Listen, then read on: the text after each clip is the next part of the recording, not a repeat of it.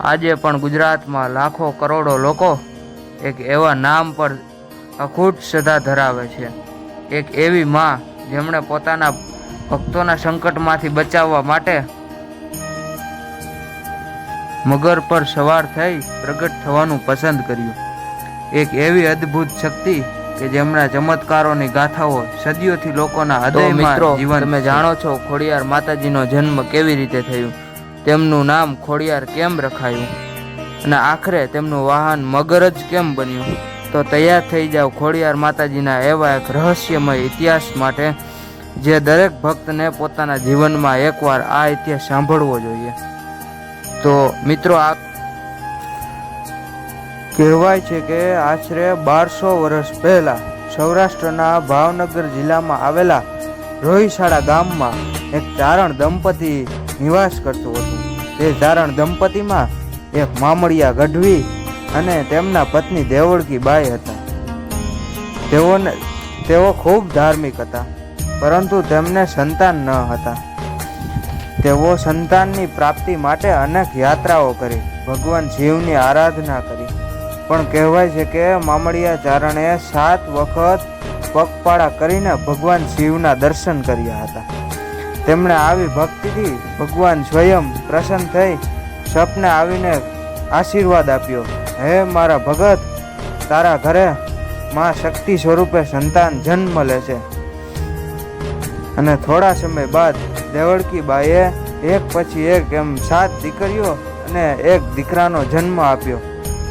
તેમાં માં ખોડિયારની 7 બહેનો, માં આવડ, માં તોગડ, માં જોગડ, માં બીજબાઈ, પણ માં ખોડિયારનું નામ તો જાનબાઈ હતું. તો એનું નામ ખોડિયાર કેવી રીતે પડ્યું?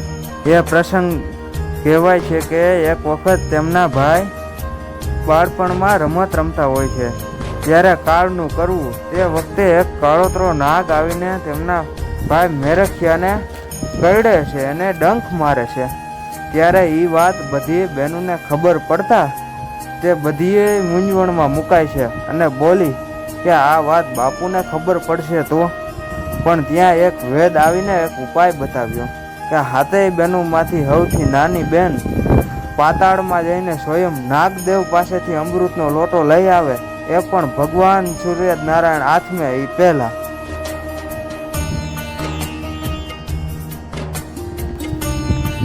જ્યારે માં જાનબાઈ પોતાના ભાઈનું જીવન બચાવવા માટે પાતાળમાં હમાઈ ગયા અને ત્યાં સ્વયં નાગદેવ પાસે જઈને આ પ્રસંગની વાર્તા કરે છે અને કહે છે, હે નાગદેવ, આ સૂર્યનારાયણ આથમે એ પહેલાં મારે તમારી પાસેથી અમૃતનો લોટો લઈને પાછું ધરતી તરફ જવાનું છે. અને માં હાલતા હાલતા આગળ વધ્યા ત્યારે એમના પગમાં ઠેસ લાગી, એમને ઈજા થઈ અને તેઓ લંગડાતા હાલતા થયા.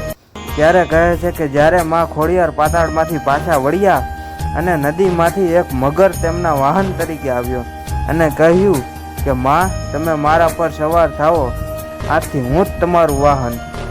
અને માં ખોડિયાર લંગડાતા હાલતા હતા ત્યારે ત્યાંના લોકોએ ખોડી આવી તેમ કહેવા લાગ્યા.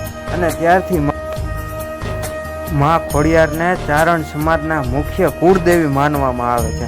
પરંતુ આજે 18 વર્ણના લોકો માની ભક્તિ કરે છે, પોતાના સુખ દુઃખની વાત વ્યક્ત કરે છે અને માં તેમના તમામ ભક્તોના દુઃખનું. મિત્રો, માં ખોડિયાર એક દેવી નથી, પરંતુ ગુજરાતની સંસ્કૃતિ, શ્રદ્ધા અને શક્તિનું જીવતું જાગતું ઉદાહરણ છે.